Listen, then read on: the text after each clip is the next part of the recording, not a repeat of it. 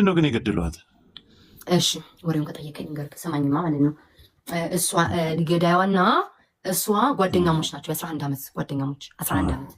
ከዛ በኋላ 11 ዓመት ጓደኛሞች ናቸው። እቺ ወርቅ አሉ የሰማሁትን ነው የምነግርህ። ወርቅ አላት $3000 አላት። ከዛ አገሯ ልትገባ የቀራት ቀን ትንሽ ጥቂት ቀን የቀራት ማለት ነው። የሆነ ቪዲዮ አይቻሉ ግን 3 ነው 4 ነው እየጠጡ ከሌላ ዜጋ ጋር ምናምን ነው። እሱን አላየሁኝም። የ11 ዓመት ብቻ ጓደኛዎች ናት። ከዛ ወርቅና ብር አላቸው። ብር አላት $3000 ማለት ነው። ያቺ $3000 አለች፣ ወርቅ አላት። የ11 ዓመት ጓደኛሞች ናቸው። ሊጠጡ አብረው ተገናኝተው ነበር የዛን ቀን ማለት ነው። ከዛ ለብናን ነው የሚሉት ሲያወሩ ሰምቼ ነው ብቻ ለብናን አዎ የአበሻዋ ፍቅረኛ ነው። ለምናናዊ ነው ተረዳይ። ልብናን ማለት ሀገር ነው። ልብናን ማለት ሀገር ነው። የልብናናዊ ነው ሰውዬው ማለት። ከዛ በኋላ ከእሱ ጋር ተጣበሰ። ከሰውየው ጋር አብራ ፍቅረኛሞች ናቸው። አንድ ሌላ ሶስተኛ ጓደኛ አለቻት። ከዛ ያንን ገንዘብ ለመውሰድ አሉ እቁብ ነው ምናምን ብቻ ከእሷ ለመውሰድ ነው። በደንብ አልሰማሁም። ነገ በደንብ ይጣራል ብላለች ዜድ። ከዚ ያንን እንትን ይሏታል ማለት ነው። ብዙ ጊፍት አትስጡት ውዶቼ፣ በእኔ ቤት በቤቱ ስጡት ማለት ባለቤቷ ሳይሰጡ ለአንተ አይስጡ ብዬ ነው። ከዛ ይሆናል ማለት ነው።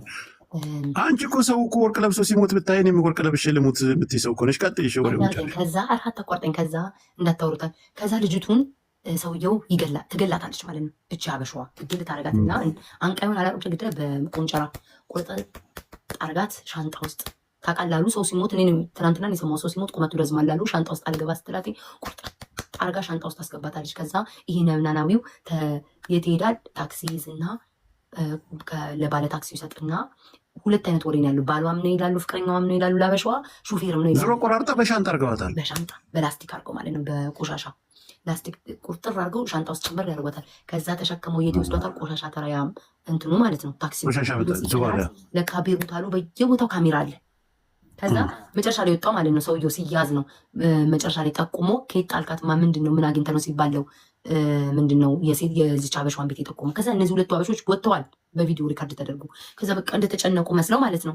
አራት ናቸው ሴቶቹ፣ አዝነው አራት ናቸው። አራት ናቸው ሴቶቹ።